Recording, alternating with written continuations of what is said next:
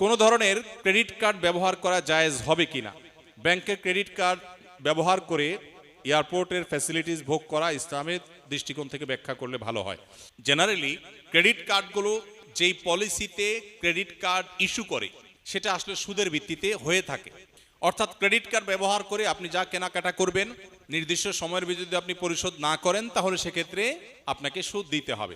ইসলামী ব্যাংকগুলো যেটা করে সেটা হলো যে আমরা সুদ নেব না, এটাকে তারা বিভিন্ন নামে সার্ভিস চার্জ হিসাবে বা বিভিন্নভাবে তারা কেটে থাকে। কিন্তু অনেকেই বলেন যে আমরা তো পলিসি এমনভাবে করা আছে যে আমার সেভিংস অ্যাকাউন্ট থেকে অটোমেটিক আমার কেনাকাটার টাকা কেটে নিবে, অতএব সুদ দেওয়ার অপশনই নেই। এরকম হলে তিনি তো সুদ থেকে বেঁচে আসেন, কিন্তু যে এগ্রিমেন্ট হয় সেখানে তো লেখা থাকে যে আমি যদি পরিশোধ না করি এবং নির্দিষ্ট টাইম পার হয় তাহলে আমাকে অতিরিক্ত পেমেন্ট করতে হবে।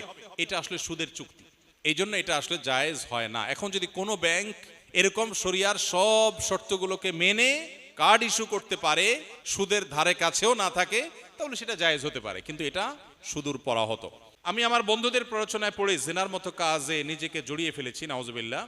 এখন এই পাপের জন্য খুব অনুশোচনা হচ্ছে। দেখুন, শয়তানের সবচেয়ে বড় অস্ত্রের নাম হলো নৈরাশ্য। শয়তান মানুষকে আশাহত করে দিলে এটা হয় তার সবচেয়ে বড় সাকসেসের বিষয়। আর ইমানদারের কাজ হলো কোনোভাবে শয়তানকে সাকসেস হতে না দেওয়া। আল্লাহ বলেছেন লা তাকনাতু মির রাহমাতিল্লাহ, আল্লাহর রহমতের আশা কখনো তোমরা ছেড়ে দিবে না, কখনো নিরাশ হবে না। ইন্নাল্লাহা ইয়াগফিরুয যুনুবা জামিআ, আল্লাহ সকল গুনাহ মাফ করে দিবেন। এমন কোনো পাপ নেই যে পাপ আল্লাহ মাফ করবেন না। ক্ষমার অযোগ্য বলতে পৃথিবীতে কোনো পাপ নেই।